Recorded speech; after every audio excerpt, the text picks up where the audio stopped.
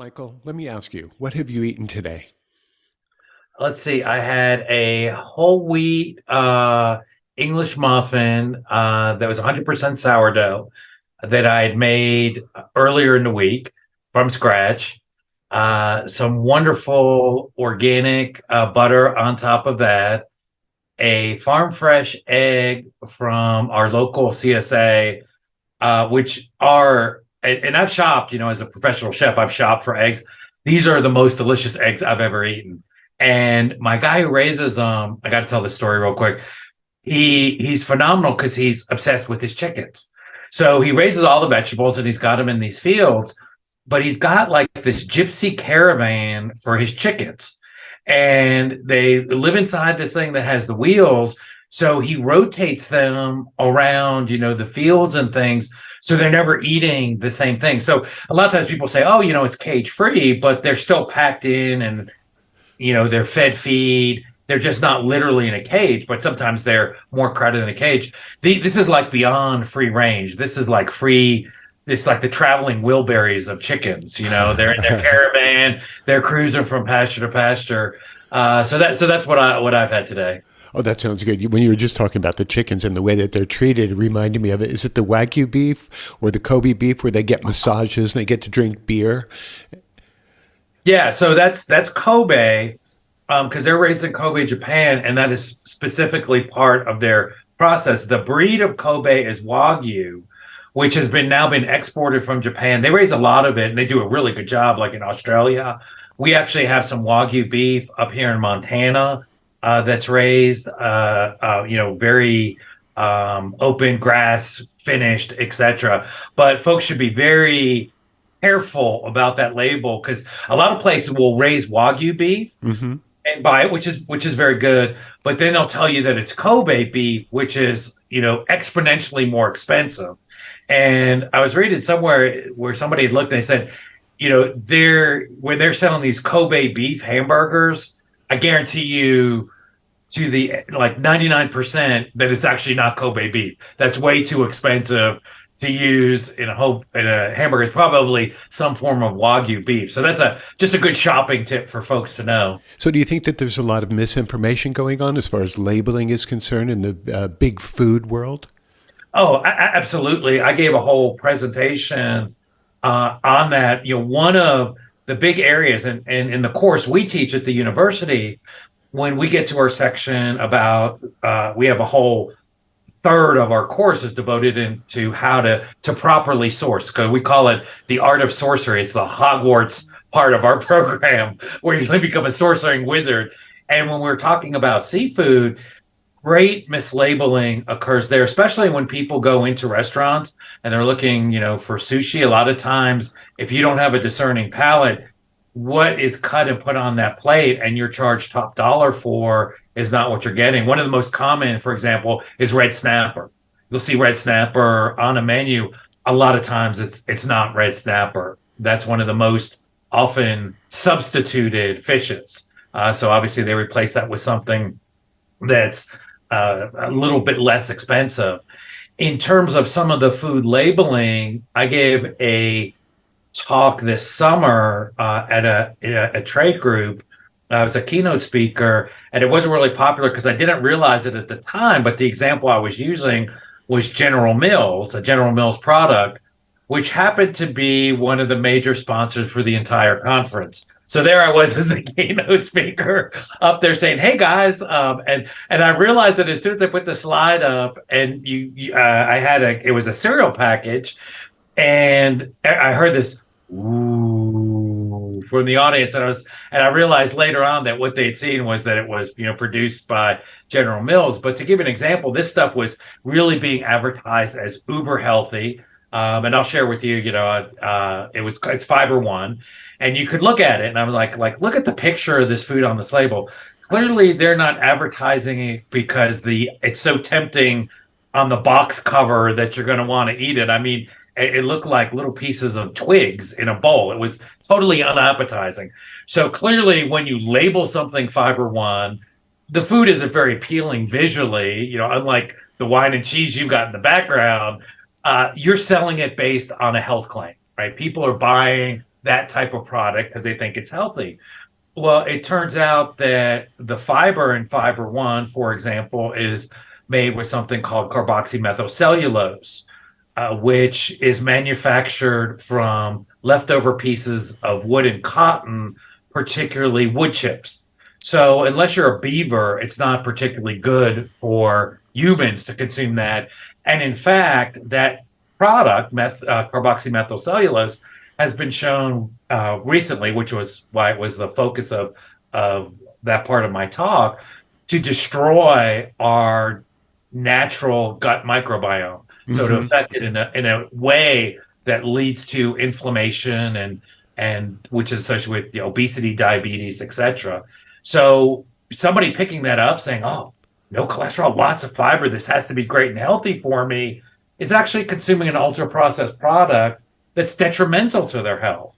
Right. So not just even misinformation, but completely on the flip side of what we want to go. And people, what tears me up is that the consumer's trying to do the right thing. They think they're following the proper guidelines and advice, and maybe even eating something that they don't particularly care for. But I'm going to be healthier, and yet it's 180 degrees from that. So long-winded answer to your question. A product like that would probably be better served as kindling for your fireplace than putting into your body. Well, consider it was -3 when I woke up this morning here in Montana. We definitely could have used some of that in the fireplace. Oh, Yeah, I that's a good bet. idea. I bet. Hey, I don't think you're a native of Montana. Where are you originally from? I am originally from South Bronx, New York, so I'm an original native New Yorker. Kind of grew up on the East Coast. Went to school in the South, which was great because I learned some real authentic Southern barbecue down there, particularly in Georgia, North Carolina, Western North Carolina style. And came up to, we've been here in Montana. I've been here in Montana over a decade. I started the culinary medicine program at the University of Montana up here, which I still teach, and we're working on continuing to build that program. So how was it for a nice New York Jewish boy to move to Montana and start studying medicine and practicing speaking and all of that? Oh, it's been great. Like most native New Yorkers, first I had to go to Florida, so I had to move down to Florida It's in the because that's fine print, mandatory. Michael. Yeah. Yeah, but it's great. I absolutely love it here. I've always enjoyed nature and the outdoors, and so Montana is really been phenomenal, and the food resources are unbelievable. Like was talking about the chicken, so that's one of the things that brought me up here. I was like, my gosh, the access to this local, really great food and produce was is just unbelievable. The one thing I do miss, because I'm also a big ocean guy, so obviously I miss that. And when we lived in Florida, we got that really authentic, great seafood. I had a fishmonger down the road who knew me by name, and I could go get fresh Gulf seafood. So I do miss the ocean, particularly when it's -3 degrees. Oh yeah, oh yeah. We all feel for you. You know that. So this is rarefied air for us because here you are. You're a cardiologist. You're a physician in many different areas of specialty. You're also a chef, so you know a lot about the whole world of big food and big pharma, and we don't often get to see that. So you're going to have to explain for our audience a little bit about what you believe is part of the major issue of big food and big pharma, because we all know that doctors don't get a lot of nutritional education while they're growing up and going through school, and therefore then the information that they're giving patients when we walk into their offices is bleak at best. So how do you kind of resolve that now when you're speaking with audiences and people who want to find health perhaps through nutrition? Well, I'll start with the first part, which is, so where are these, connections? And I see it in a very, unfortunately, a very detrimental light, in that they're connected. So you have a big food industry, big snack, big soda, big food, that is built for profit, and nothing wrong with that. I have absolutely no issue with that. But as you said, in crafting and constructing foods that are built for profit, and by necessity, those foods that are built for profit are basically engineered for addiction. Looking at things like including unwanted or undesirable fats, added sugars, things that stimulate our reward center in a way much like drugs, because they want you to come back and buy their hamburger over their competitor's hamburger. Hmm. So we understand that. Unfortunately, that has become pervasive, and due to, again, some of the marketing effects, because they're built for low cost, which means they don't use quality ingredients. They're built for long shelf life to increase profitability. These things have morphed over really the last 75 years since the end of World War II.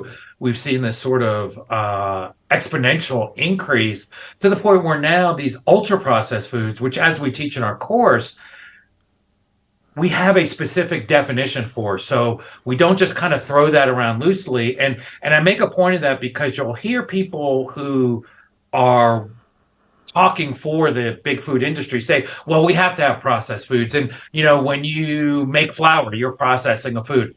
Absolutely. But those are not ultra processed foods. So there's a specific definition and category and characteristics that we go into.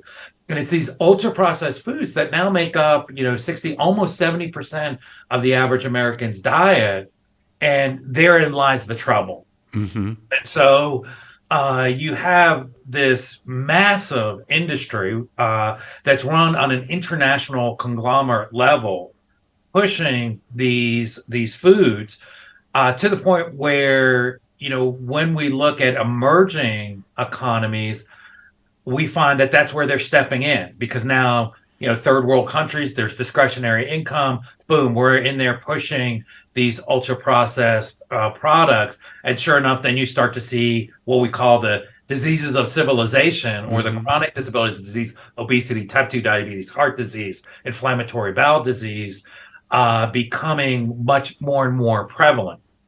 And when we look at data that says, and this isn't Chef Dr. Mike's data, you can go to the American Heart Association webpage, and you'll see that 80% of all heart attacks, the number one killer in the United States, are preventable with lifestyle modifications like diet, exercise, culinary medicine. When you go, and this is data from Harvard, again, not my data, that 90%, 90% of all cases of type 2 diabetes are preventable with lifestyle modifications like Right. culinary medicine, exercise, diet, etc. Yet we never see these being promoted, which is kind of my segue into the other half of that equation, or actually the other bookend from which we're getting sandwiched in the middle, which is big pharma. They don't promote this. They want you to buy another drug, another and I had this experience firsthand through a colleague of mine, a great guy, a friend of mine who was a chef, became diabetic for lifestyle reasons, and really addressed diet and got him cured himself. He doesn't take medication anymore. He monitors, he watches, but he's not on any kind of medication, and his hemoglobin A1C is normal. So now, because we've had such success with diet and lifestyle modification, we actually have a definition of a type 2 diabetes cure, which most people aren't aware of, which is a normal hemoglobin A1C over a period of time, at least 3 months. Hmm. Those people, much like with gestational diabetes, have to be aware they're at increased risk should they stray back, that they can, quickly be in trouble. But they don't take medications. They've got a normal hemoglobin A1C, diet, exercise, etc. is what's managing it. And he did a TV show that he asked me to be on, and was getting funding for it. And I was, at that time, I was in academic cardiology, so I was doing a lot of clinical trials with stent devices and things for all these big companies, knew all the pharma companies, as you said, had a lot of connections. And I said, I'll talk to them, because all I ever hear is how they're interested in helping us prevent and address this. And it was mind blowing to me. And I am embarrassed to admit my naivete. When I went in there and I said, hey, he's going to do a show, it's going to go on the Discover Channel, And we're going to show people how to manage their diabetes with things other than drugs. And I paused so you can hear the crickets that I heard when it came to donating to that. Now, my friend also, as part of this, had a screening truck, sort of like a big food truck, but it was used for screening diabetes. Mm-hmm. And they were standing in line to give him money to do that because when he diagnosed new diabetics, he found new customers for them. And immediately they would be put on medications to get their hemoglobin A1C down into control. So, not a dime, literally, not a dime for the prevention that they always mouth about, right? Oh, yeah. And you hear, and we're dedicated to this and that. They were dedicated to screening because it got them new customers, but not dedicated to a cure. So really we have this pressure from both sides where we have a food industry that is making us sick. And then when we get ill, and part of the solution, and I'm not saying certainly as an interventional cardiologist, somebody comes with a heart attack, I'm putting a stent in, I'm giving them the powerful medications we have. One of the rules of medicine being born of the battlefield is stop the bleeding, right? We have to stop that heart attack. Mm-hmm. But myself and a lot of my colleagues, we get tired of changing tires when everybody comes in with a flat tire and we change it, put a new tire on, and they drive out and it's broken glass and nails they're going on. And we say, hey, make a right turn here. There's no glass and nails on the road, And so we have the pharmaceutical industry that is not helping us in terms of a holistic or a non-pharma solution. And what's being drilled into doctors' heads and being supported by the pharma industry, one of the largest lobbies, along with big food, to the government and to Congress, is this idea of just push another pill. Right. And particularly, when metrics and doctors and hospitals are getting paid by, hey, they had a heart attack. Did they get this drug? Did they get that drug? Did you put them on this? There's no question. Did you teach them, how to make their own English muffins, etc. That's so funny that you say that because, and I've mentioned this to a lot of people, because in the last 3 years, since the COVID shit show took down my business, I've been helping people with their diet and fighting disease and getting off of meds and so on. And I'll just approach people and I'll say, when was the last time you visited your doctor and he asked you what you eat? Never, never is the answer. And it's always been like that. It's always about you guys, and I'm going to say you guys, that it's all about getting the patients in and getting them the hell out in a real short period of time, writing the appropriate medication for what you believe is happening, but never, ever approaching the health through nutritional basis.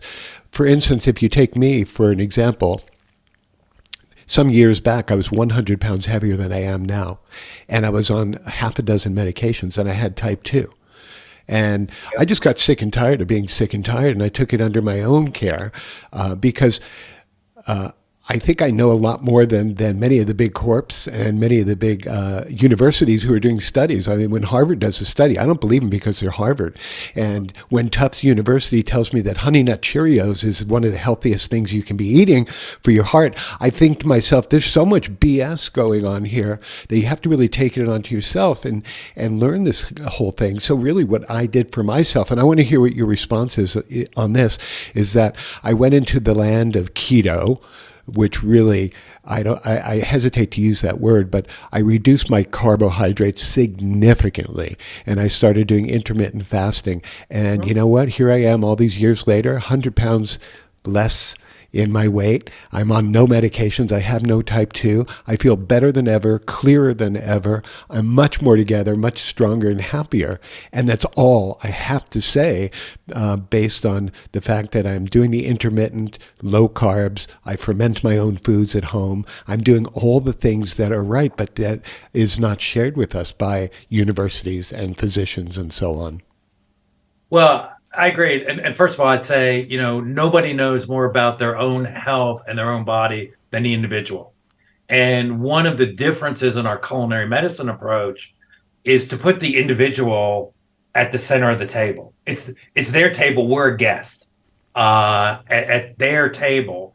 And because there are so many other aspects we can never know that shape, our diet and how we approach diet, experiences growing up with food, over food, personal taste preferences, people in your house. You may be the one who cooks, you may not be the one who cooks, etc. So we have to put the individual at the center. And you're right, because the traditional approach in medicine is very dictatorial, and it's eat this, don't eat that. And instead, our approach is, hey Matthew, what do you like to eat? Is it a pizza? Okay, let's figure out how we can do that. And I say that not to be snarky, but in truth, because what is important and what we have found, certainly in our approach, is that most of what the approach has been over the last 50, 75 years, unfortunately, has been wrong. And it's simply not intentionally, but we didn't appreciate it. We didn't recognize it. And that gets back to the ultra processing. So, to give you an example, one of my favorites, right? Pizza. You can read anywhere, and any nutrition RD will tell you, don't eat pizza. It's one of the 10 worst foods you could possibly put in your body ever. And if you order a chain, and you get it topped, I know where you are, so you get it topped with a delicious coating of spam. Uh, Now you're talking, baby. yeah, and that is, it will truly be one of the 10 worst things you could put in your body. However, if you and I, head to Naples, and we're getting one that's, the organic local flour. So the crust is water, flour, yeast, salt. The topping is crushed tomatoes and salt. The sauce, and a topping of fresh buffalo mozzarella, some basil, maybe some Parma ham, whatever on there. That is one of the most healing foods you can possibly eat. And I say that with some authority because just a few weeks ago, an Italian study came out and actually looked at that. Mm-hmm. Ultra processed pizza separated out, and what we use what's called the Nova classification versus the homemade, which is or from scratch, like as I just described, and big difference in your risk of heart attack and overall mortality.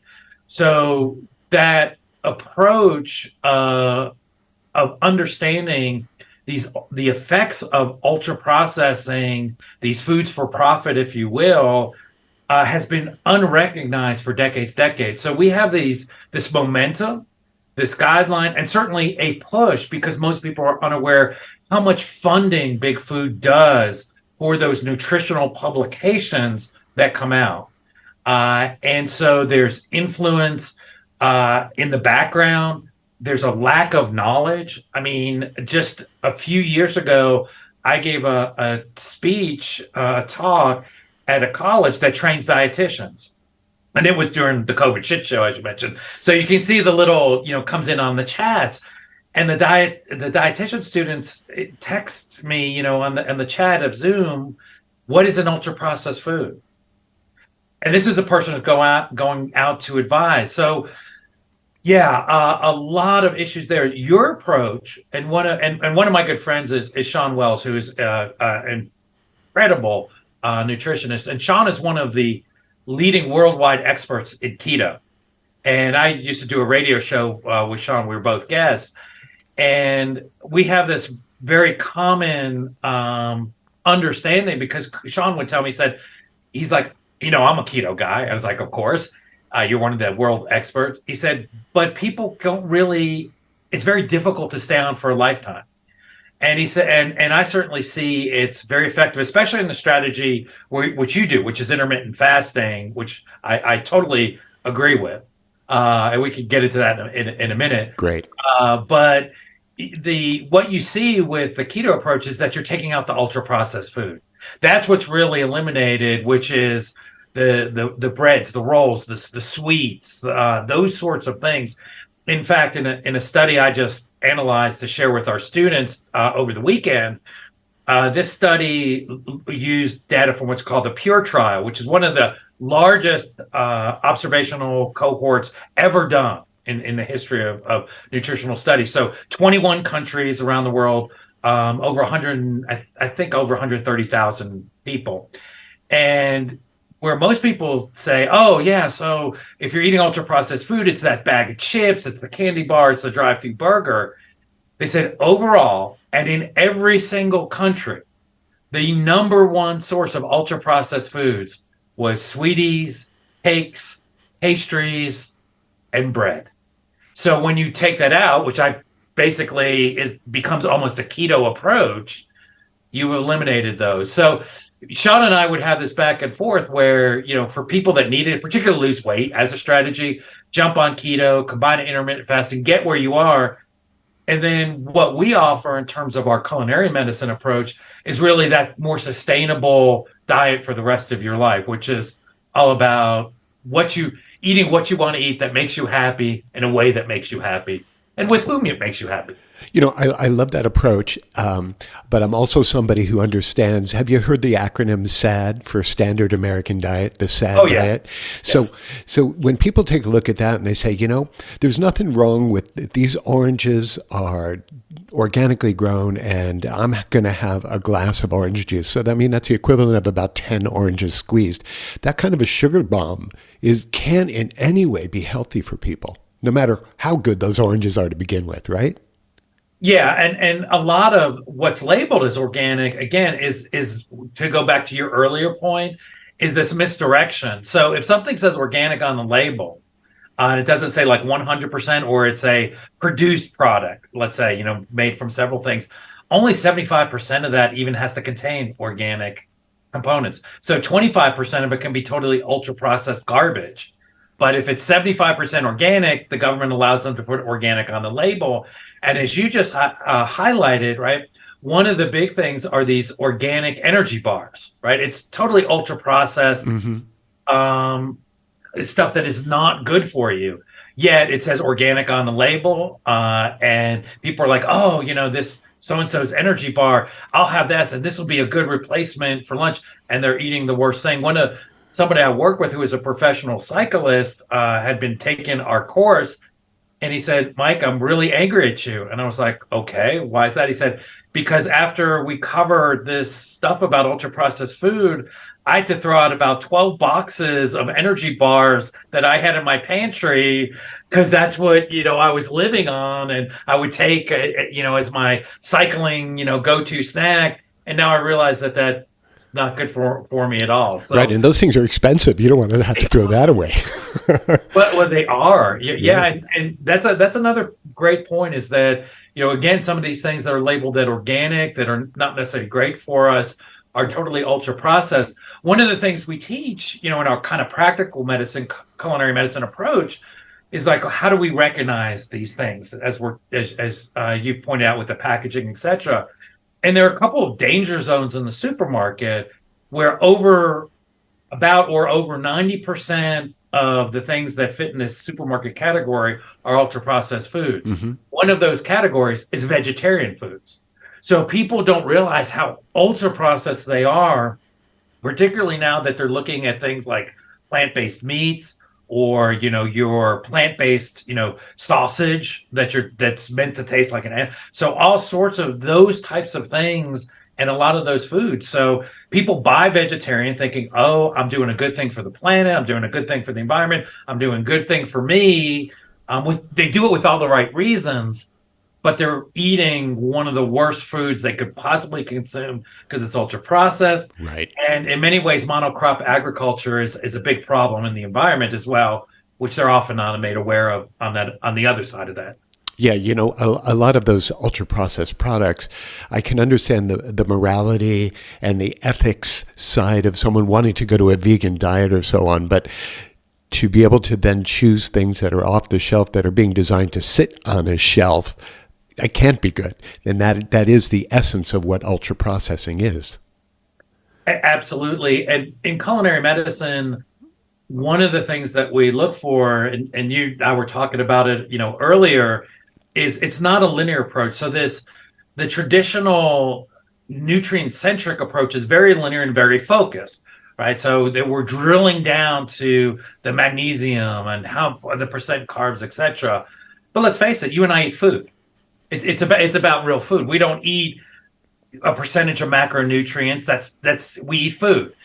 And so it's understanding and that food experience from when we consume it, to the food that we buy, and walking backwards to how that food is produced.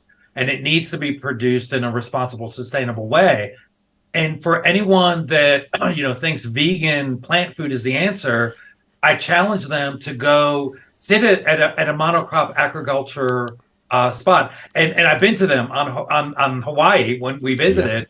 And what you find is there's no birds, there's no bugs, there's nothing living.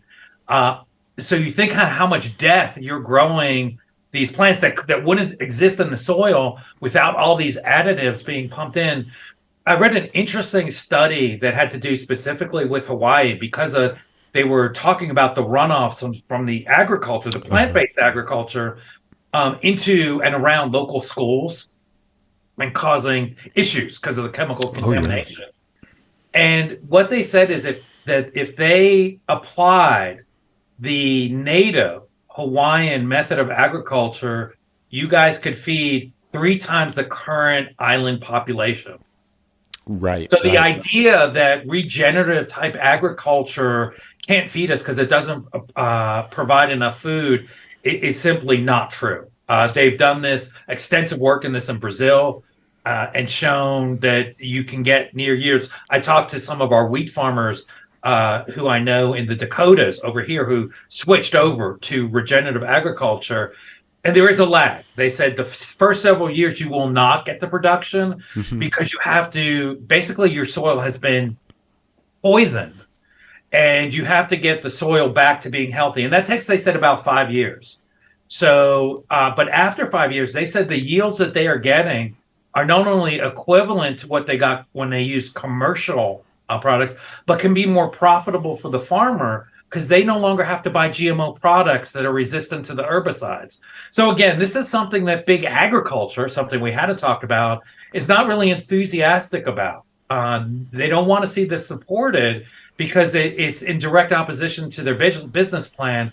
Monsanto isn't making money from Roundup. That came off patent years ago. Yeah. Their main focus are GMO plants. So they're now talking about adding the initial GMOs were just resistant to Roundup or glyphosate, but they're talking about plants now that have genetic abnormalities to make them resistant to like 7 pesticides and herbicides at once. Now, I can tell you, and this was a 2019, I believe, don't hold me to that, but it was around there, Hmm. congressional study that looked at blood sampling in the U.S. population and found that there are detectable levels of glyphosate in 90% of the American public. Yep, So I the think I've people heard said, that. well, I don't, you won't find it. 9 out of 10 people have detectable levels, and we know that has effects. So it accumulates in the plants. We eat lots of those plants. It comes into us. So it's complex. There's not an easy solution like eat vegan, plant-based food, this or that. It's complex because, and in a way, I think this is powerful. It highlights that we are connected to the earth. We Hmm. can't just do these things in isolation. We really need to get back to working with nature. Yeah, I think that there are a lot of problems with the monocrop aspects of farming because these farmers, they have to pay attention to the almighty buck. They also have to pay attention to yield. They want to feed the world. And yet every few years, really, you need to plant something else there, right? So you can keep the soil, you can keep the culture in a healthy kind of state.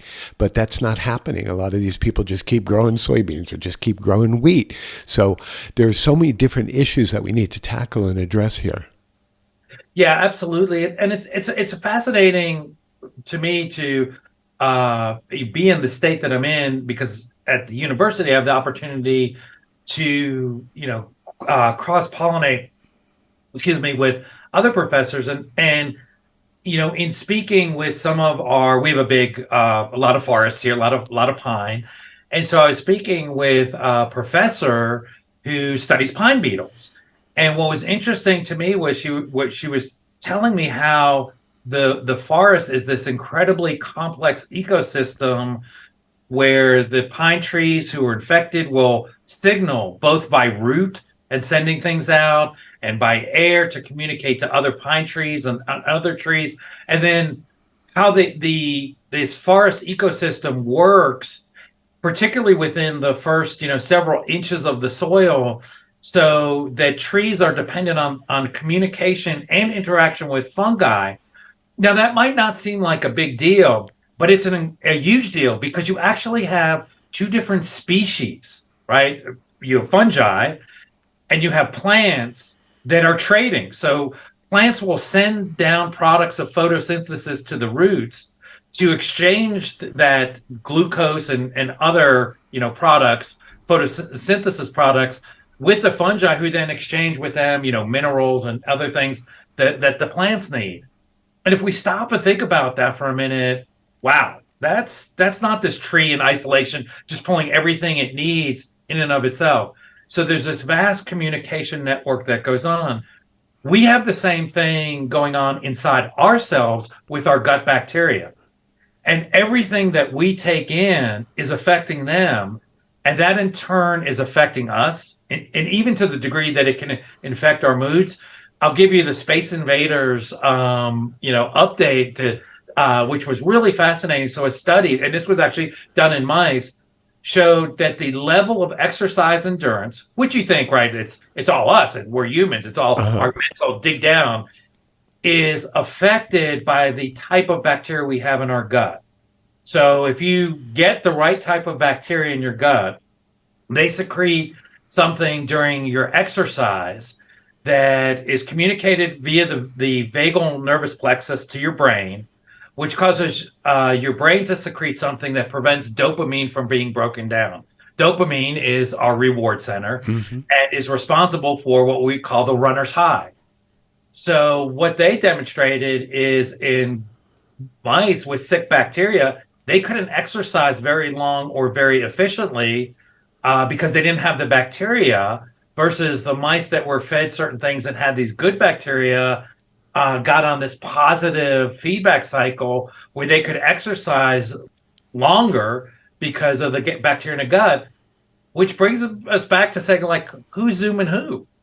Right. And that's exactly the reason I began doing home fermenting, because, there is a connection between the brain and the gut. And ever since I began doing that, Michael, I'm feeling that much better. And there's just no substitute for having a good microbiome going on. And the connection to the brain is just now finally coming out. It is. And I read an interesting piece a while ago where somebody explained it in a way that really made sense to me, which is our gut. And most people don't appreciate, I have a cat that's super smart. And I've had dogs before, and I consider them their own functioning sentient beings. Right. Our gut has the neuronal processing power of our cat or dog. So it is its own thing. Mm-hmm. I mean, it's got that much, neuronal computing capacity. And it makes sense that it had to, because it's really our first brain.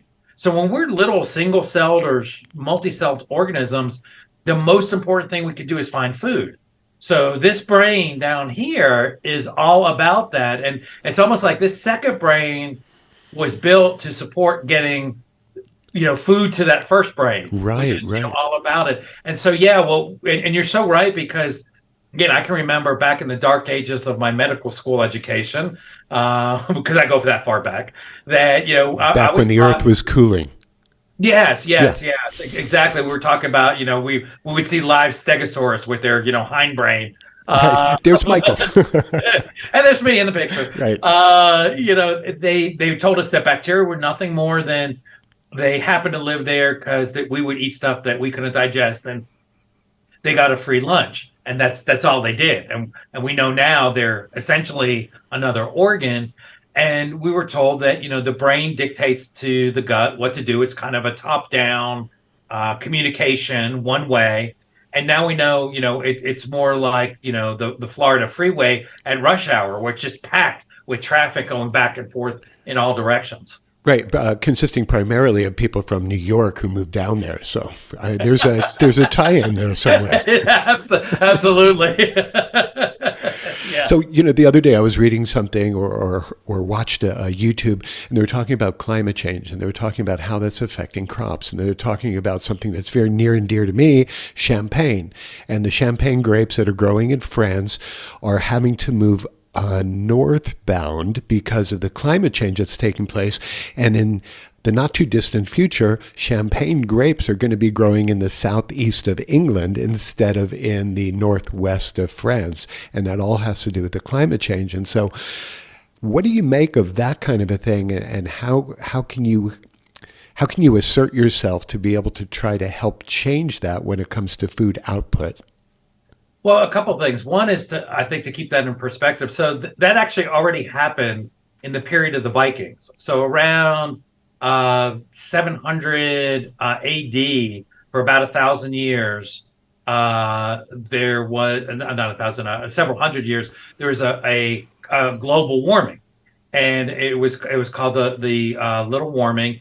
And I think actually that is what changed the seas, etc., and allowed the Vikings to explore and conquer as they did. And at that time, it became so warm that they could actually grow wine grapes in England, which they couldn't do before.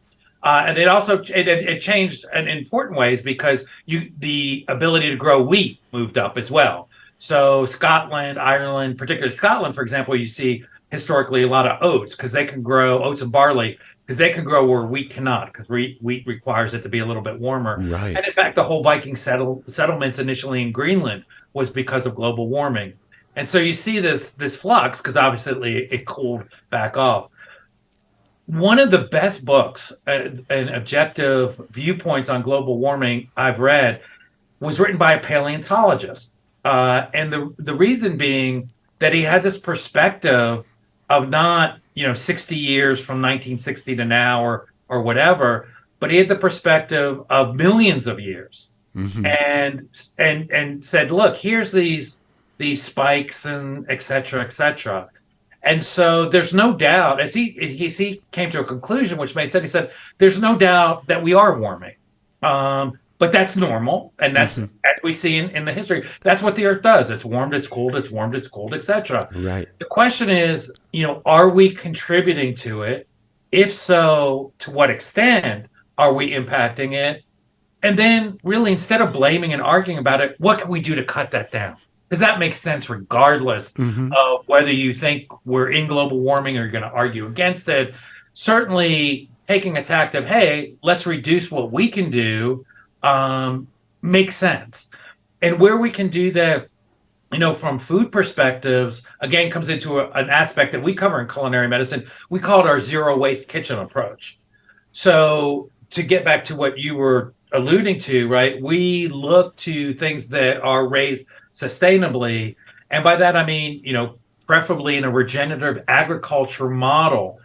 As I spoke to earlier, when we look at some of the data that's come out of Brazil in this, what we find is that results, and they're producing beef, they're producing eggs, they're growing, all sorts of different vegetable and fruit production, on commercial scales. What we find is that results in net carbon sequestration. Why? Because we're mimicking the natural environment. The cattle, for example, don't stay in one place, stuffed together in a concentrated animal feeding operation, which is not natural and abuses the land and the soil, right? They're moved from field to field to field, which, to go back again, here in Montana, 200 years ago, we had 60 million bison. But the bison weren't packed in a feedlot, not able to move, right? The bison ranged, and they aerated the soil, they fertilized the soil. So replicating mimicking the natural environment, taking a lesson from nature and working hand in hand with it, we end up sequestering the carbon, as opposed to, you and I talked about the monocrop agriculture, which still emits net carbon into the atmosphere.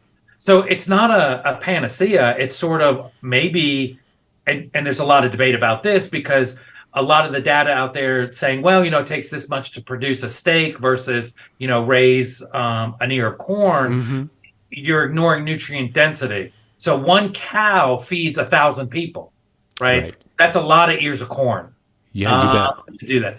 So yeah, we're not comparing, forgive the pun, apples to oranges, but we want to do that sustainably. And then 30 to 50% of what we buy in the supermarket winds up in a landfill, right? So we got to fix that, Wow. and we Yeah. can fix that.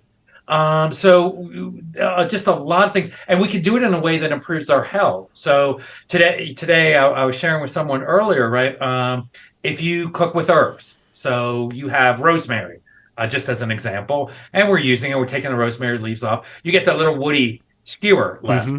right? So save it because you could put fish and meat and vegetables on it, and it will infuse a rosemary flavor into your food. So all of a sudden, you're not wasting that. Heat up some olive oil, throw the rosemary sticks in there, Hmm. and all of a sudden, you've got rosemary flavored oil that you can use. Olive oil, for example. When you buy organic carrots and they come with those bright green tops, funny story about carrots.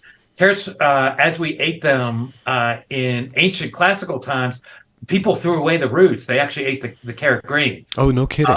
no, because the initial roots were kind of these little wee things. Uh-huh. So you ate carrot greens. The common orange carrot that we think about today wasn't until within the last several hundred years developed by the Dutch, where we ate the root and now we started throwing away the greens. But the greens actually contain more vitamins than the root does. So you think, hey, eat carrots because you get all this vitamin A. The green part actually is more concentrated in vitamin A than the root and has a wonderful carrot flavor.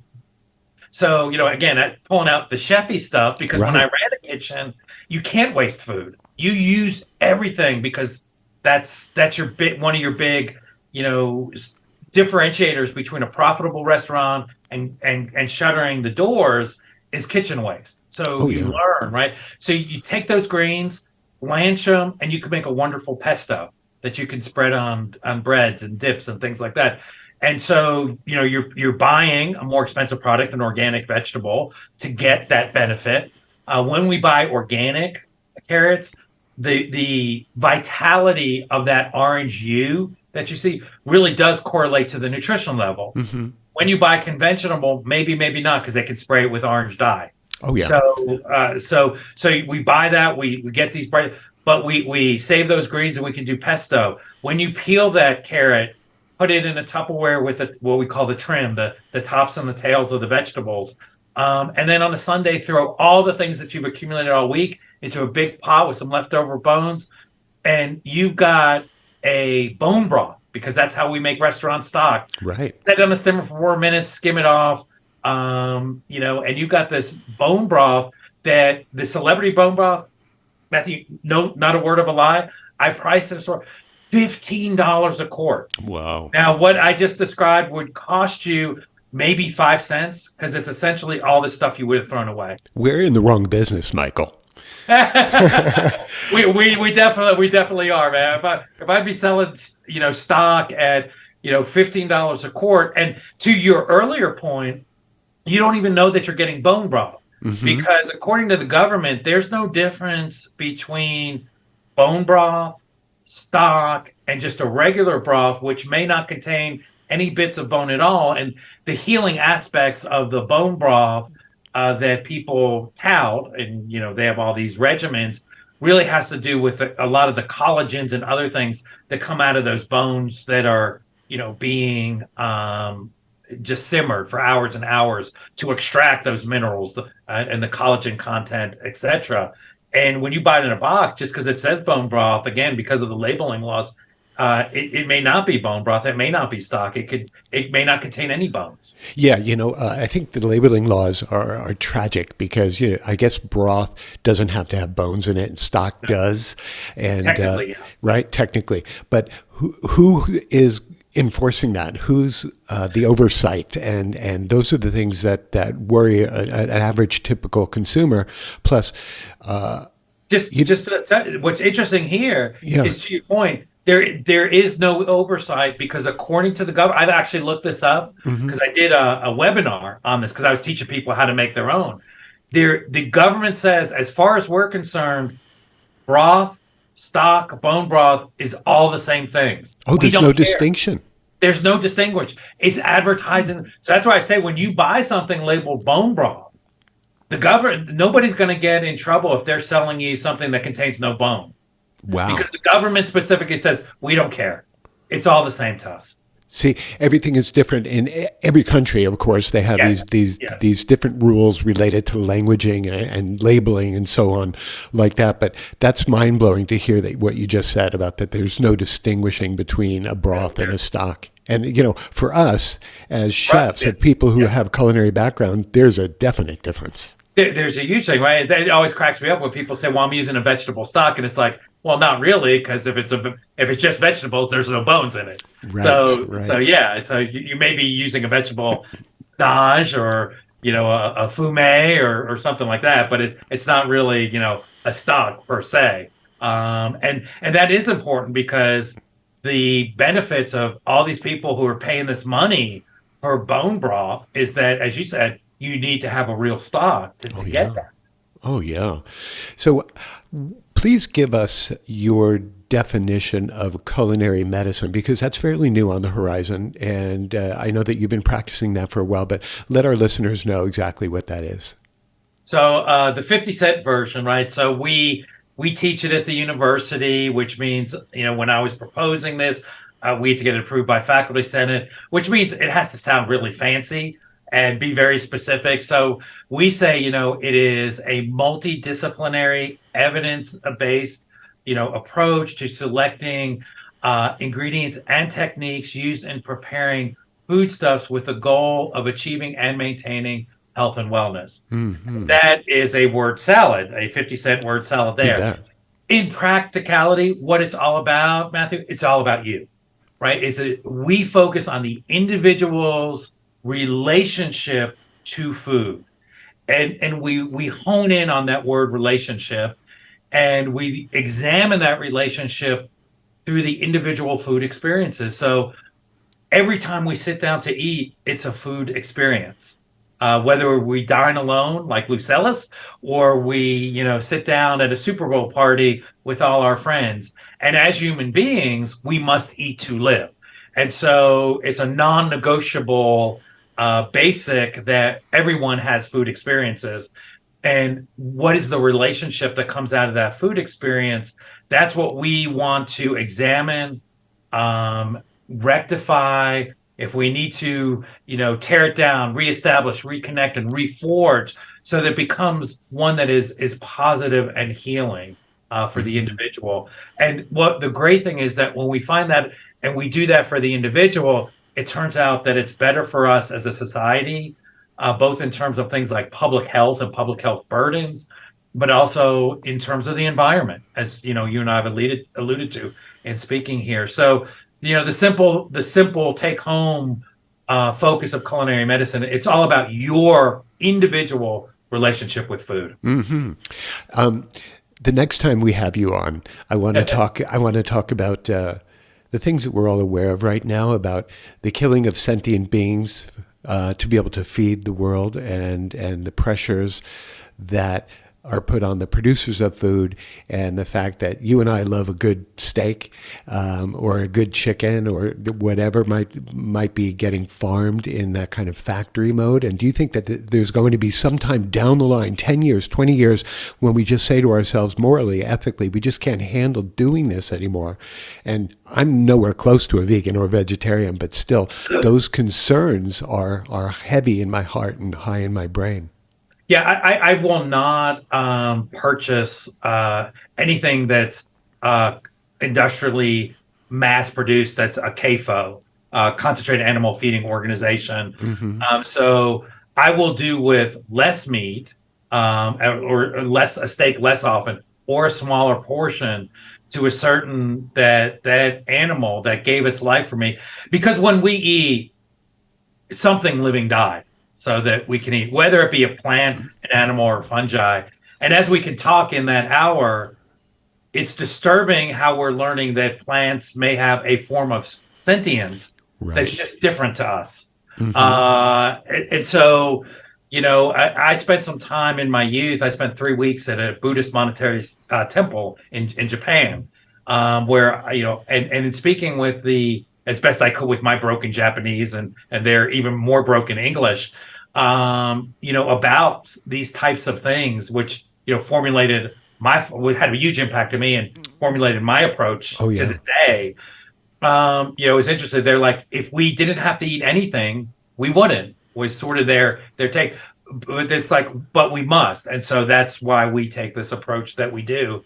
And so I think every individual will have to decide for themselves, what works for them. Certainly for me, I know that one thing I can do is not support those methods that you did. Right. Animals are mistreated, in my opinion, just Mike's opinion now. Animals are, mistreated. They don't live, a pleasurable existence at any time. Right. And I can go down the road a couple miles, and I see Brian, who's raising, my Mangalista pork that I harvest once a year. And I see that pork living a life for, a year or two out in the fields, wallowing in the mud, enjoying the Montana sunshine. And I know that while it was on this good earth, that animal had a good existence. Yeah, yeah. And You're one of the fortunate ones to have the ability to be able to yeah, do that and get that. But when you're talking about an earth full of 8 billion plus who need to feed themselves and so on, it's obviously these operations that are going on are the only affordable way for people to get necessary macros into their diet to be able to live some sort of a healthy lifestyle, right? yeah, there are challenges. Again, the regenerative methods have been shown to be able to produce. Do they produce less than the mass approach? Yes, they do. Hmm. But we're not talking huge amounts. I mean, we're talking 10-20%. So we're talking doable numbers, I guess is kind of what I'm saying. And yeah, because that I've heard the same argument put forth that we have to have some ultra processed foods because we need shelf life, etc. Yes. Yes, I know we it do. kills I you to mean, kind of like, we have to understand that. We have to yes. embrace that in some way. But Yeah. when a dozen eggs that was $1 5 years ago is now $10, Yeah. you can see how there's going to be a little bit of interplay there for the planet to be able to, how am I going to afford to feed my kids? You know? Yeah, and it comes to, as you said, how about these people that relied on those eggs for $1.50 a dozen? Now they can't afford them. So where do we need to make sure that, healthful food is equitable, it was within reach for all. So yeah, a lot of things we could cover that next time because all those things you're right. There aren't easy answers, and Right. it's not like just do this and turn the light switch on. But we have to talk about them. And Matthew, so thank you for bringing that up because we do, and we do have to have reasonable, intelligent, you know, um, discussions about that, and what these options are. What about aquaculture? What about the push right now in the states, right, to eat crickets and bugs. Most people don't understand how many bugs they already eat. If you Right. do like the percentages allowed in commercial peanut butter, and not only actually insects, but rodent parts and rodent excrement Oh, that's yeah. allowed, that is for a certain percentage. That goes into commercial production of these things, but we can cover all those fun ones next time. Acceptable limits, right, is what they call it. So Yeah, it's, yeah, yeah. But a lot of people just they don't understand that, they don't know that. I want to talk a little bit about the creativity of cooking and what took you from loving food and aroma and plate architecture and color over into medicine. What was that transition like for you?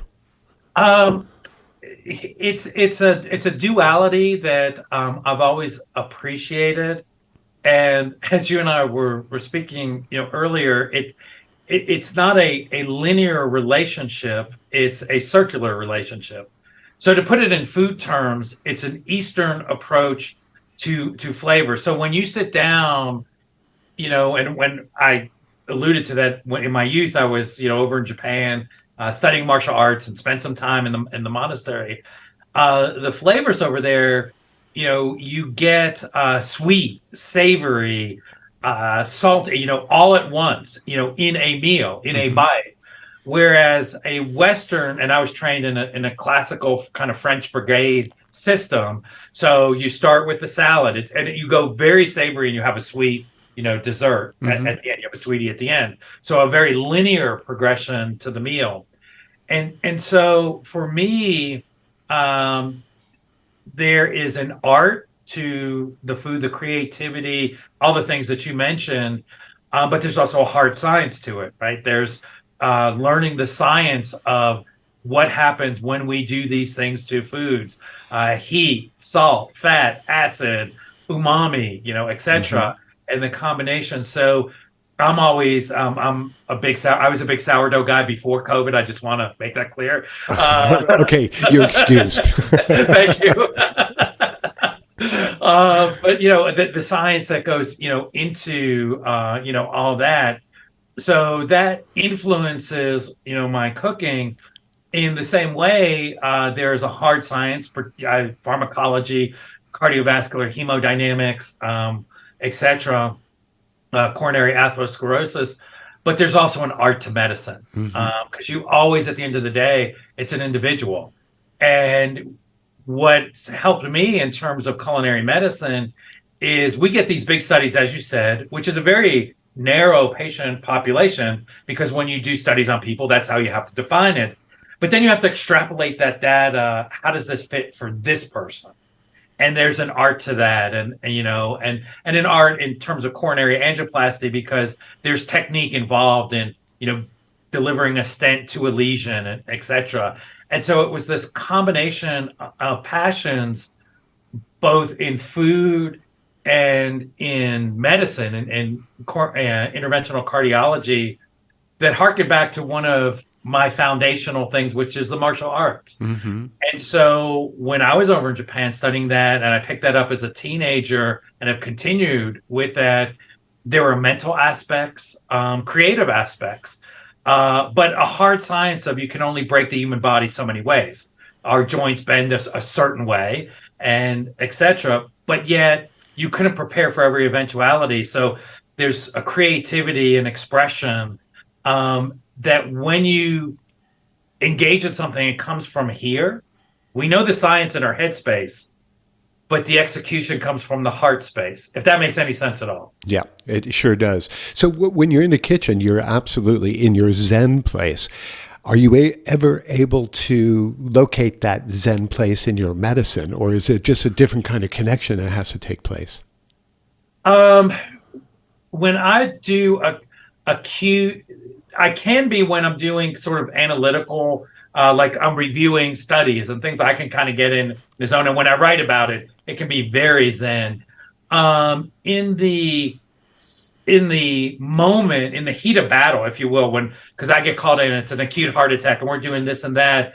It's less zen, because I'm directing other people. I'm responsible for the entire crew, so I'm watching this, I'm doing that, and there's so much focus and intensity that goes into that execution.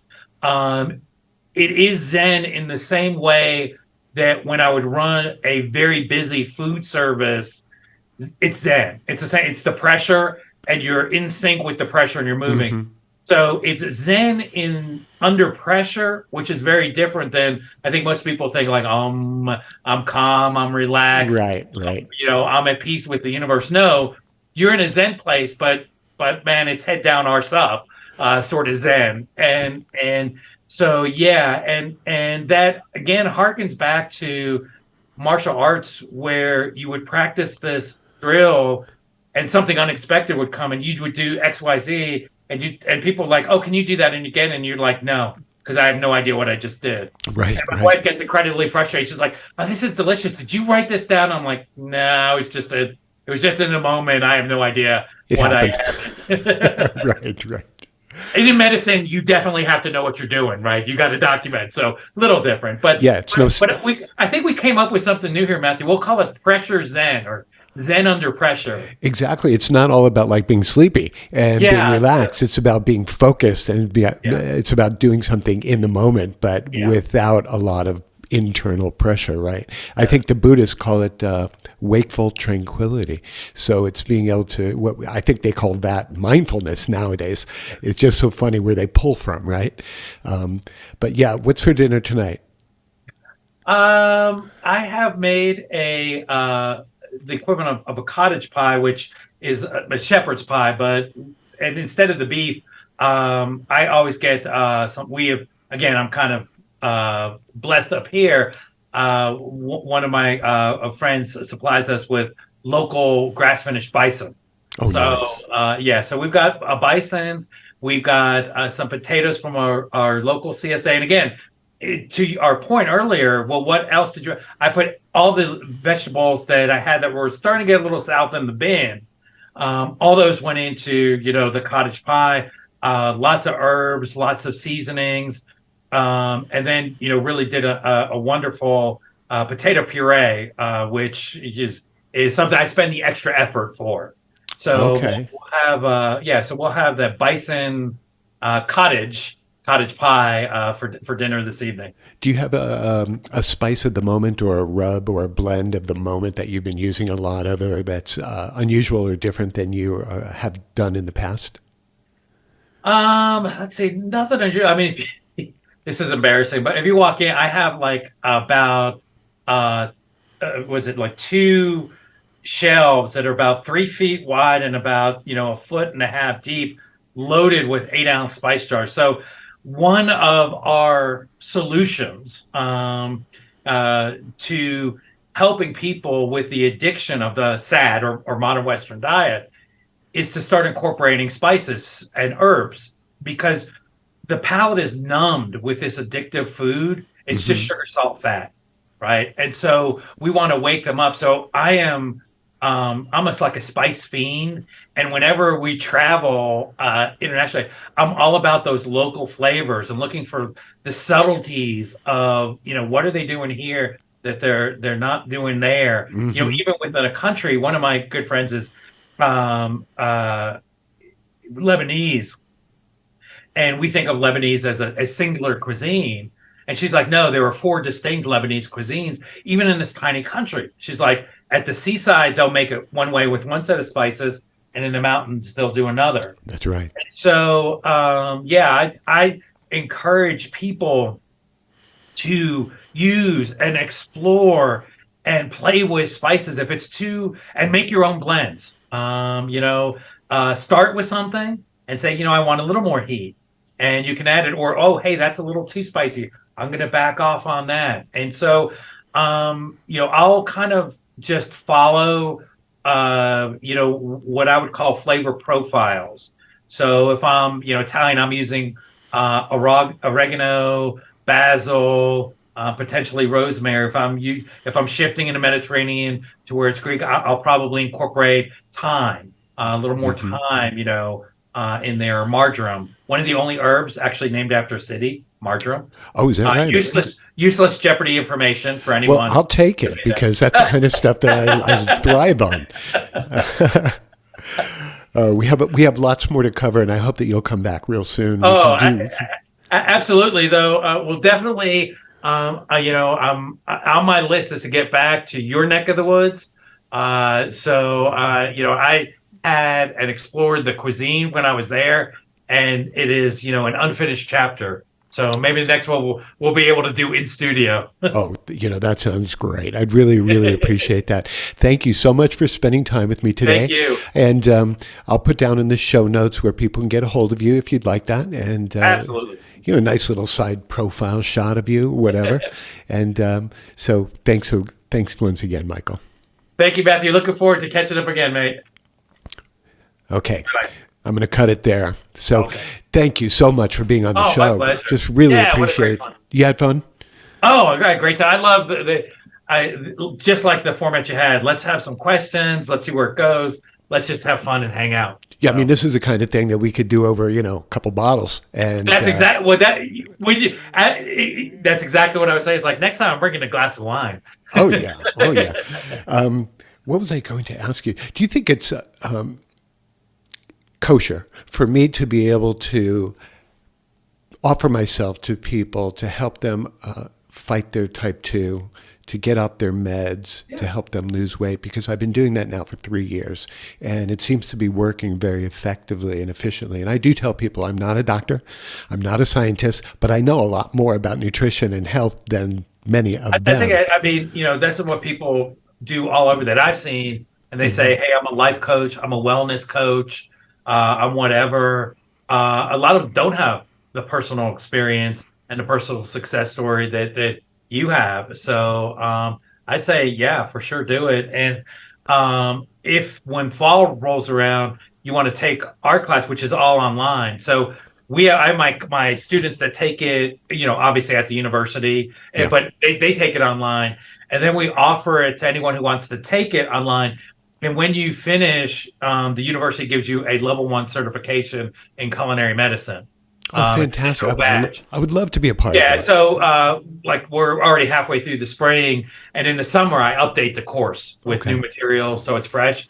But in the fall you could take it, and because we use that, if you go to BridgeMed, BridgMed.health, you'll see that's because actually everything I do at the university is pro bono, so I don't get paid by them. Right. So I've actually started a company to kind of do that and help people through combining, food, repair their food relationship. And you'll see we use chefs and RDs and what we call them food relation specialists, but they're licensed therapists. Every single one of those people has to take our course and complete it. Okay. So So if I they wanted can't to be just, a part of your world and I completed that course, and maybe you could kind of somehow homogenize me into that world to help people? yeah, because there are like where I would see you fitting in is like one of our food relationship specialists that helps people, with that. And yeah, and so we've got people that oversee and say, hey, you would take the culinary medicine course, you might take these other 2 courses to help people, and then yeah, for sure. So, it's funny because I'm finding myself feeling very highly unemployable now. And yet I'm in another mode of my life where I want to pay it forward. I want to be able to help folks. And so it's kind of a curious nexus of places and directions. And so I'm just wanting you to know that I'm here and I want to be able to help out with my knowledge, my lifetime of experience. I'm not a 20-year-old who wants to be a life coach and a financial coach Yeah, who knows nothing, has had no exactly. life experience. Yeah, I feel you because this is things that are motivating me is like, I did clinical trials and I spent, time doing NIH bench research. And like I said, I'm at a point in my life where I want to help people and leave something that they can use. And not be just, I put in another stent, and Right, right. that was where it's just getting, like, this just isn't rewarding anymore. Yeah. I've sort of been there, done that. And it's actually, I don't feel like it's contributing to making a difference that will last. And so, yeah, I totally get where you're coming from. Oh, fantastic. Well, great. Then let's stay in touch. Anything that Yeah, I can do to help you out as far as from this side, from the podcast side, from the marketing side? Do you want to write a blog from my website or one of my websites? yeah. So send me all that information, Okay. and then check out bridgemed.health as well. And so, yeah, so you and I are not going to get supported by Kraft macaroni and cheese, and so Or we maybe have. not even Tufts University, obviously. No, I've one of my books came out. I had a colleague who was at Vandy that I knew, and he's like, Mike, this is a great book, man. You got 40 pages of references. They're good journals. This all makes sense. I was like, hey, John, could you give me an endorsement for a testimonial? He's like, I wish I could, but I'll get fired. Right. If I agreed with what you said 10 years ago, he said, I'll get fired. And that bespoke volume. So, we really have to build these kind of grassroots things and connections. And fortunately, there are, networking with, the producers who want to produce the foods in the ways that you and I were talking about. Yeah. And over on what island are you on? Oahu. Yeah, so I think it was Oahu. We went to 21 Degrees. They're a cacao farm. Yep. Their chocolates in my fridge. The way that they're doing it and regenerative, and we can use their products and help support them. They have some resources in terms of products and financial resources, and so when we can connect with folks like that, in our our areas and start network and building those things.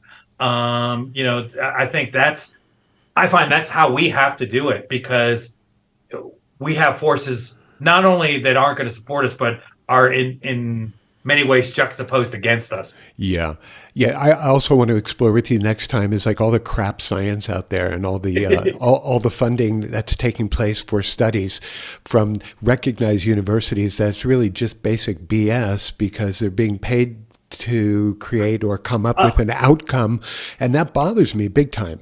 Oh, yeah. And before we do, remind me, because the classic one I read a few months ago was the healthy French fries as part of your healthy diet, sponsored by the Idaho potatoes. Oh, right. And that was what they published. French fries are healthy. I think they said that like it's better for you than eating spinach or some such nonsense, looking at manufactured endpoints. And when you looked, it was like sponsored by so and so.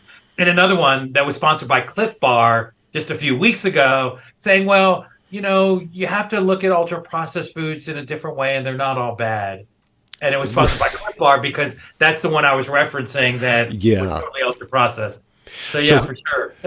have you thrown away all your oils except for olive and avocado and walnut, or what's going on there? I use some cold pressed avocado oil because of the heat threshold.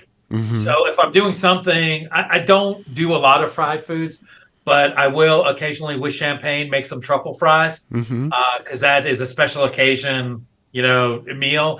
And so I will have a neutral oil because sometimes you need a neutral oil Yeah, instead of just the sure. olive.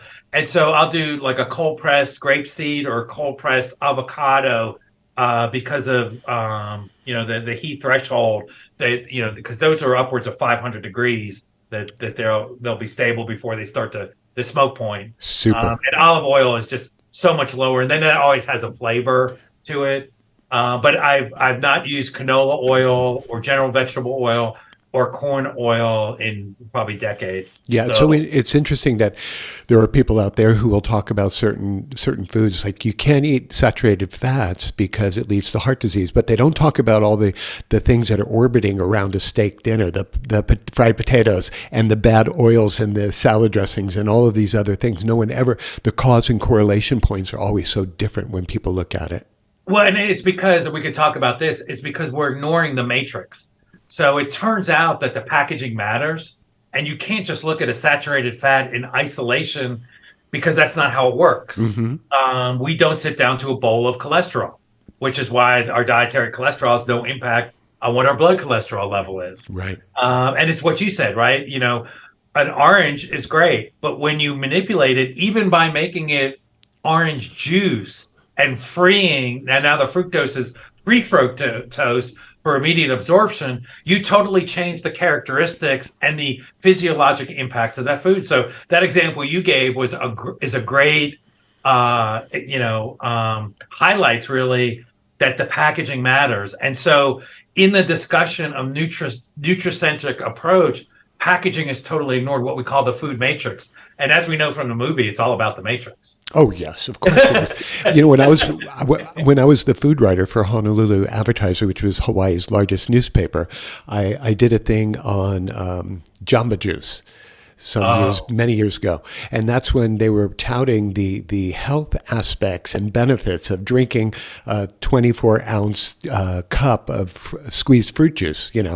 And I mean I can understand sitting down and having an orange, but Yeah. not having 10 of them. Yeah.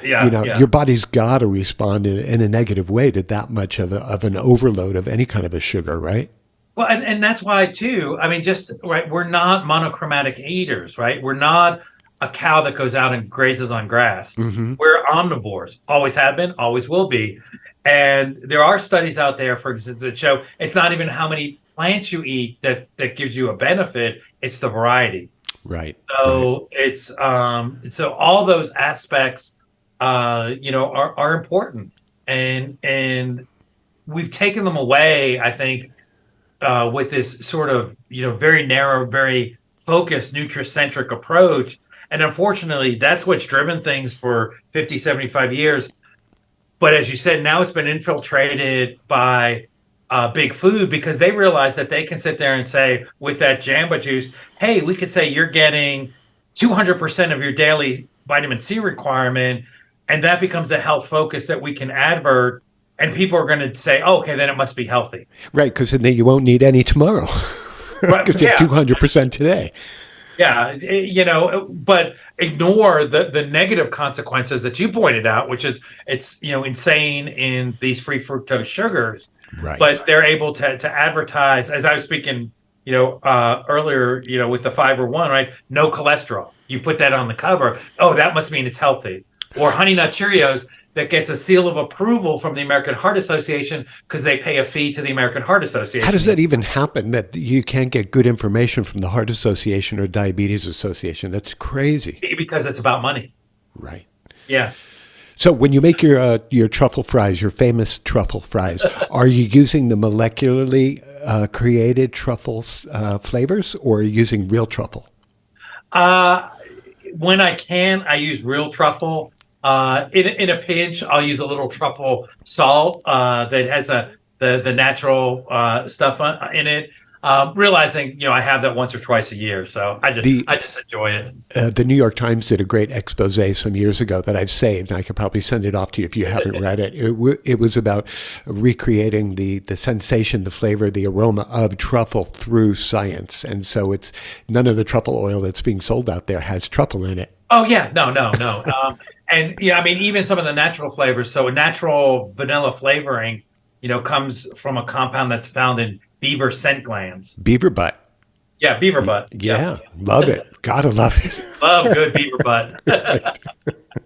Fantastic, Michael. Well, thank you for spending so much time. Oh, my pleasure. Very Love it, generous Matthew. of you. We'll take care.